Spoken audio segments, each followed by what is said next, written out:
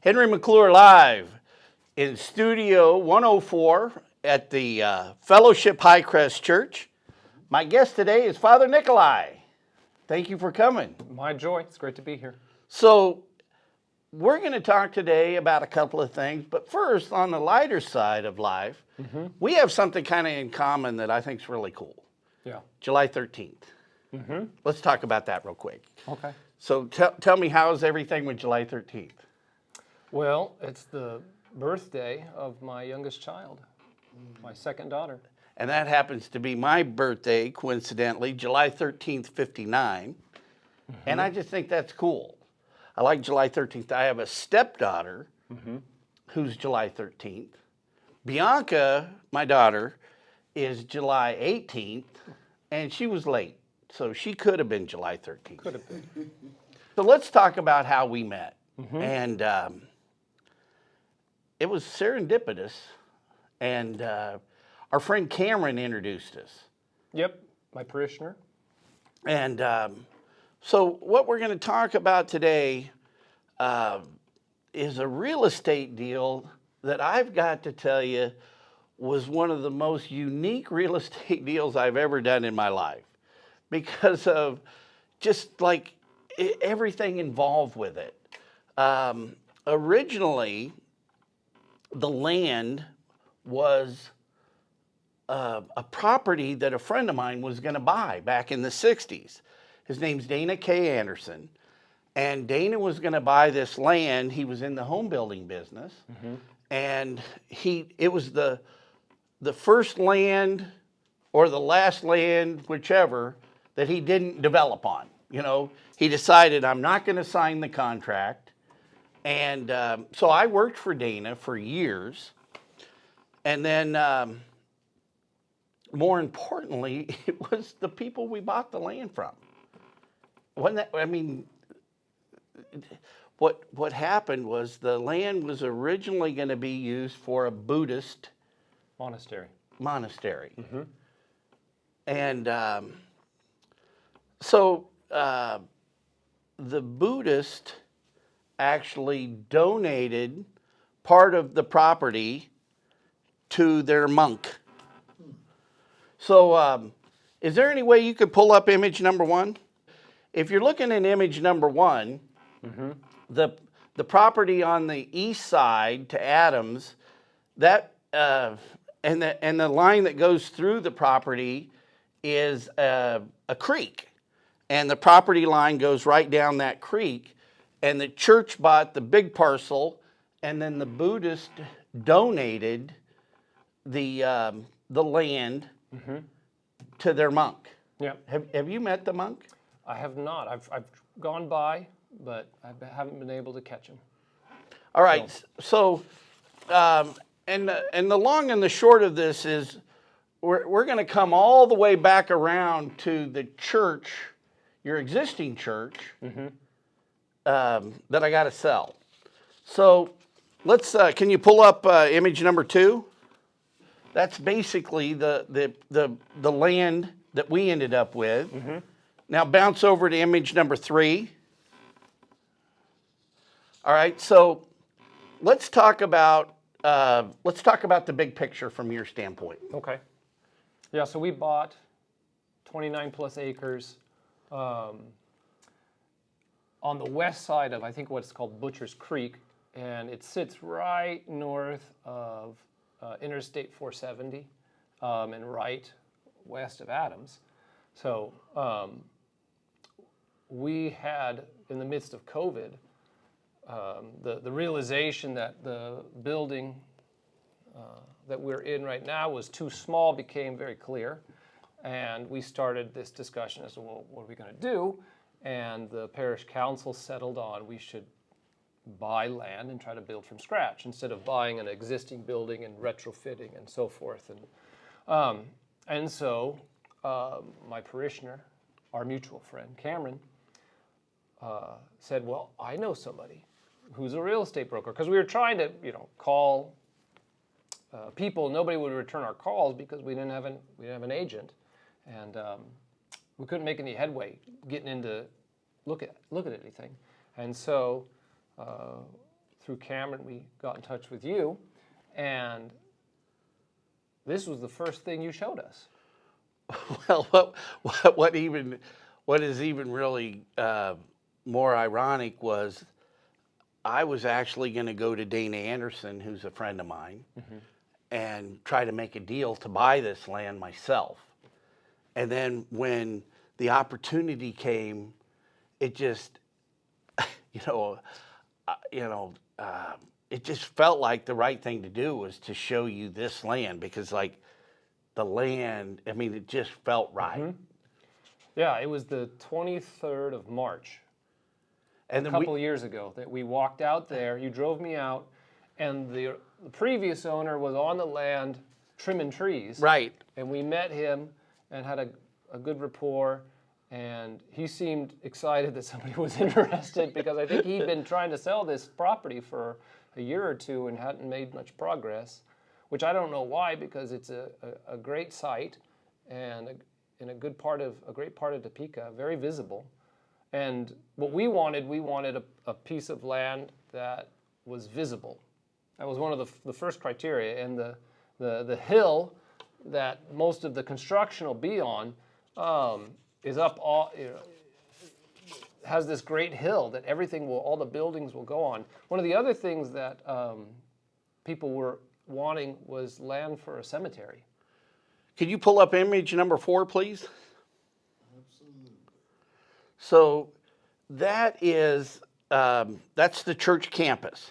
And so let's just talk about that real quick, about the cemetery and the layout. And then we'll come back to phase 1. Okay. Yeah, so we have kind of the long-term plan there, you see, is in the middle is kind of the administrative building with the fellowship hall. And that structure is what it'll look like in terms of the floor plan. And then we'll put the classrooms to the north, classroom education wing, and then the church temple proper will go to the south. And it'll be facing directly east, which is the traditional direction churches face historically. And so, because you face the rising of the sun, where it's from the east that Christ returns.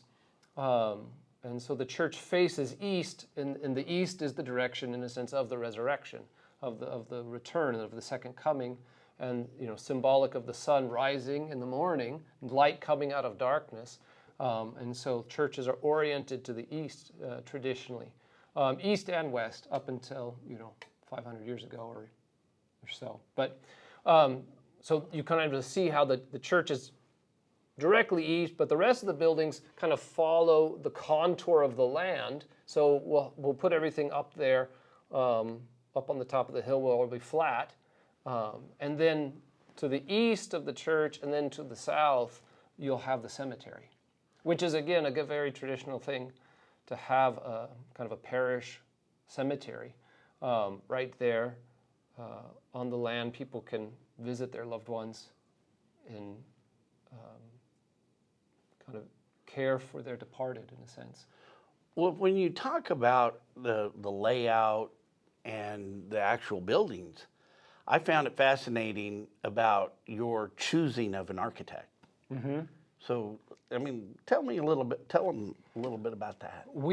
Our designer for all of this so far is a gentleman named Baker Galloway. He's outside of Austin, and he's also an iconographer.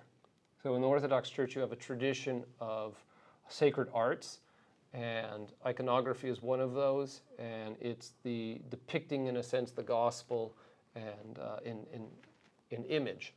The truths of the faith being depicted in visual images of all different kinds. And so, but he's also does designing for churches and other kind of structures. And so we were able to work with him to set out the site plan and the first phase of construction. But a requirement is that he's a member of your church.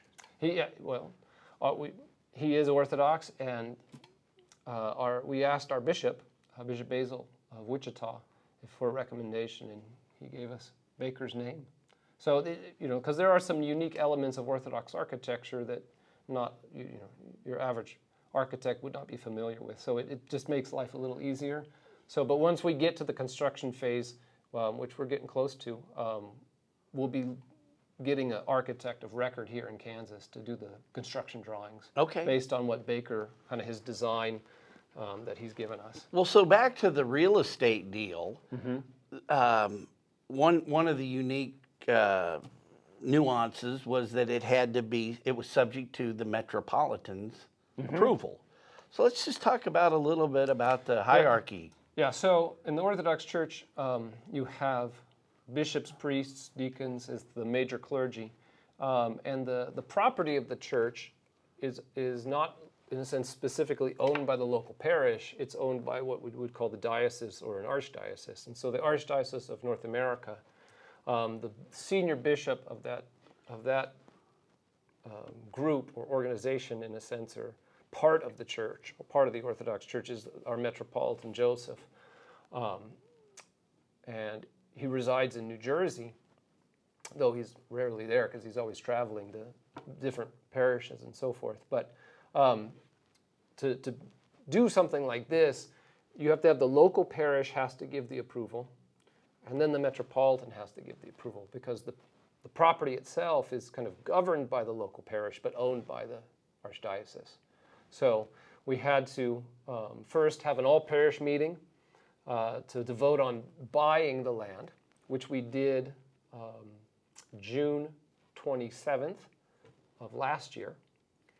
And then we sent and requested approval for that, that yes vote that we had from the parish, and Metropolitan approved it. And then that took a while. So it was September when we finally signed all the documents. Well, but we also closed sooner than you raised the funds. That's true. We had in the contract, you wrote a great contract that gave us, in a sense, the leeway, to put down approved by my attorney. Yes, yes. For all disclosure. Yes. To put down a kind of a down payment, and then within 6 months to cover the rest. And so, but from June to September, we raised the total amount, which was a surprise to me that it came in that fast. And we were able to pay the whole amount on the closing date. And so what's the way my mind works is, I mean, the real goal today now is to sell the church on Medford. But Huntoon Yeah. and Medford. Yeah. On the corner. Yeah. But to get there, we've got to have this property up and going. So let's look at the next image real quick. Number 4. Yeah, number 4 again. And then let's switch real quick. 'Cause that's just zoomed in from the other image. Let's switch real quick to number 5. So there is this is phase 1. Let's talk about phase 1. Yeah, so phase 1 is the hall and administrative kitchen kind of combined building. And what we'll do with it is we'll use the largest section there. It says the nave there. It's we'll use that part of the building for the fellowship hall, but also for the worship space. Let's go to image 6 real quick. Thanks, Braille. So this is in a sense, a temporary configuration for the building. And right. So Baker designed it that, you can see on the image there, the altar space will have temporary walls, as well as the classroom spaces there, the 4 classroom spaces. And so what we will do is, when it's time for services, we'll have it all opened up. And then once the service ends, and we are going to have what we call coffee hour, which is after liturgy on Sunday morning, we have a meal together and sit around and drink coffee for an hour at least. And so we'll have a movable divider to cover the altar space, and then the nave becomes the fellowship hall. And then once this phase is paid for, and we've raised the funds to build the church temple, which will sit to the south of this, and it'll connect here on this on the south side of the building near the bathrooms, which is the kind of was strategic to place them there. All those extra spaces, those rooms in the nave, will go out. Will come out, and you'll get a much larger fellowship hall. So it kind of lets us grow into the building. Braille, you want to bring it back to us? So, when do you think? Do you have a forecast when phase 1 will be complete? I would hope in a year or two. Okay, so this is kind of where it gets unique for me, because I'm concerned about how much of phase 1 is relying on my ability to sell the other church. You know what I'm saying? So Yeah. I got a little pressure here. And where I look at it like, boy, it would be great to even use this piece as a fundraiser to get phase 1 up and going. So then your salesman has a little more time, because we start getting in an interesting position. Yeah. So let's just briefly go back through the see. So image 7. Let's just can we pull that up? What this building would be used after The church temple's built. Okay. And then let's flash into 8, the exterior. And that's what the hall and kind of kitchen office building will look like from the exterior. And this is phase 1. This is phase 1. So let's look at the last image, image number 9. So that's the interior of the hall, which will be used for the nave of the church temporarily in the altar area. The altar area sits behind what's called the iconostas, which is that low wall with the images of Christ and his mother and John the Baptist there, and our patron saints Peter and Paul over there on the left side. So all of that is just temporary in a sense. So talking to an Episcopalian, you know, so I notice it's really like a wide open floor plan. There are, do people sit on the floor? Or, I mean, I've been to one of your services at Easter. Yeah. But so Yeah, historically, the seating in a church was in the periphery on the exterior. But early on, you didn't have chairs in the middle, per se. But there's always chairs. There's always seating in the church for those who needed it. But traditionally, you stood when you were standing before God. Okay. Because that's I think better standing up. Yeah, the idea of being in the church temple, there's a reason we call it the temple, because it's the fulfillment of the temple in Jerusalem, the place where God dwells, and you come into his presence. So with reverence and awe, and in a sense, one of the most proper postures is to stand. Kind of like when the king, or we would say the president, comes in the room, everybody stands up, and if he's going to address the troops that are all standing at attention, in a sense, the same kind of sense of reverence or respect is in the church. And now, if your knees aren't the best, or your hips, or you're pregnant, you're sick, you sit, because you need to, and there's nothing wrong with that. But that's kind of how it's. And in a lot of Orthodox churches, you'll find pews in the middle and so forth. But for the kind of the artistic rendering here, the baker just kind of left it wide open, because that's how it's kind of oriented now in our current building that we have, which isn't due to tradition, it was due to COVID. We moved everything to the periphery in the midst of COVID to create spacing, but it follows the tradition, one of the traditional, traditional This is the way it's supposed to be. So we just have left it so far because, one, we don't have enough room, and so the way to allow people to be in there more comfortably is to kind of keep the pews on the walls. All right. 10 minutes in. All right. So let's reel this back to Medford. And let's reel this back into Henry doing his job. And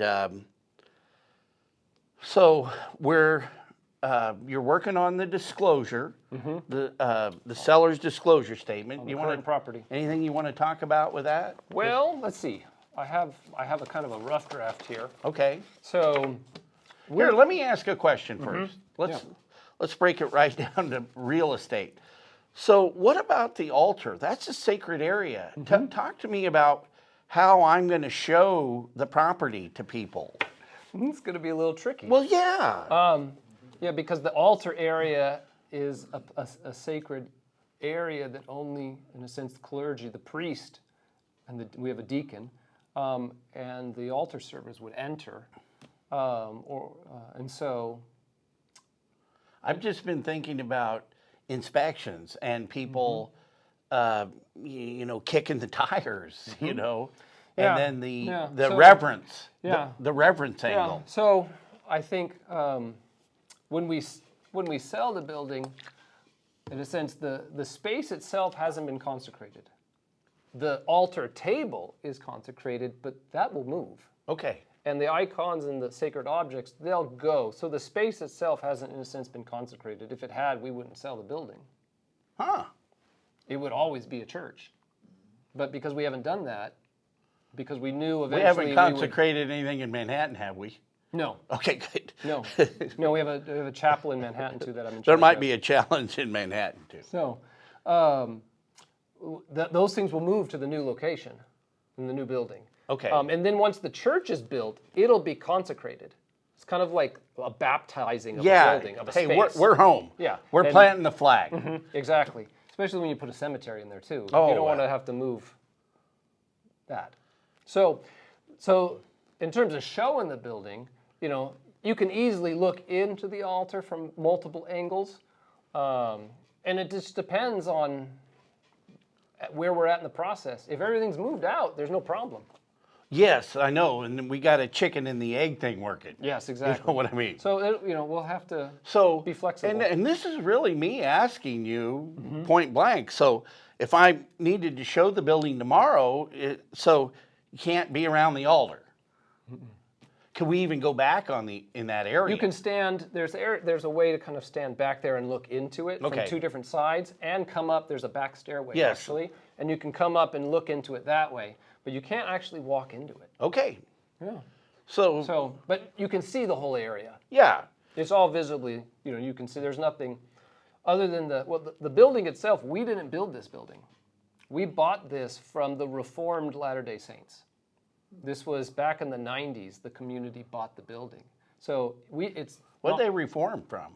Well, I'm sorry, I shouldn't give any religious humor. I'm sorry. Go ahead. I digress. I don't know that history very well, but that's who we bought Forgive me. In '94 we bought the building, and it's a nice, very sturdy brick building. It is a nice building, and I think the building needs to be a home. And I think it would really be for a creative architect or builder to make a really nice home. The reason we're moving in the first place or you're moving, is because of parking. Yeah. And very little parking. So it doesn't really liken itself to, maybe a professional, but it's got an elevator in it, and it's got some unique features. It's a fortress. It really is. It's a built fortress. as a fortress. Poured concrete and cinder block, brick on the exterior. They did an addition in 2009 where they enclosed an exterior stairway that went down to the basement, and they added a lift so that we had parishioners that wanted to be, because in the basement is the fellowship hall, and so they wanted to be able to go to the fellowship hall because they were in a wheelchair, so they put in a lift and a handicapped accessible restroom on the first floor. And so it's handicapped accessible, the first floor is, and you can get down to the basement, and there's a small little kitchen and a wide open kind of area for the fellowship hall, and where we also have a bookstore and more storage and so forth, and a couple more bathrooms. So, but it's too small for us in many ways. Is that the 4-minute sign? Yeah, 4 minutes. Okay.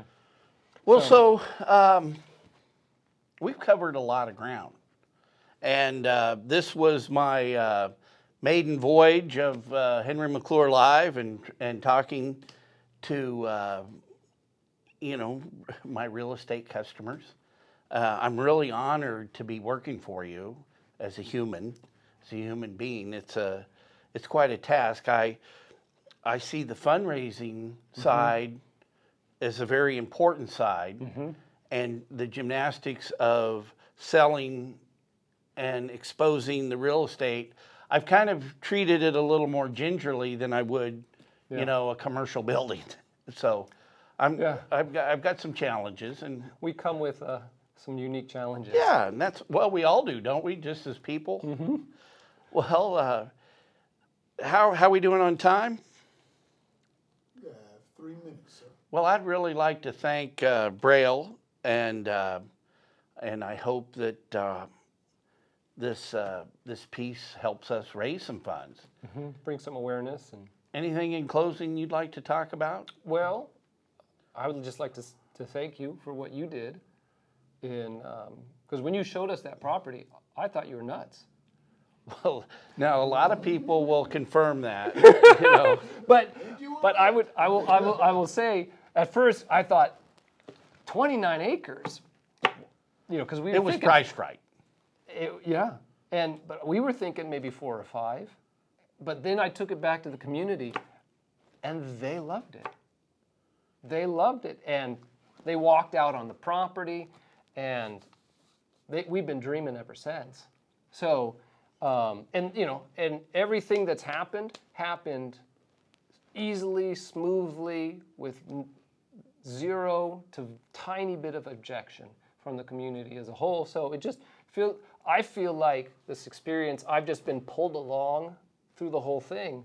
Isn't that the way? And you've been a big help, in a sense, through all of that. So.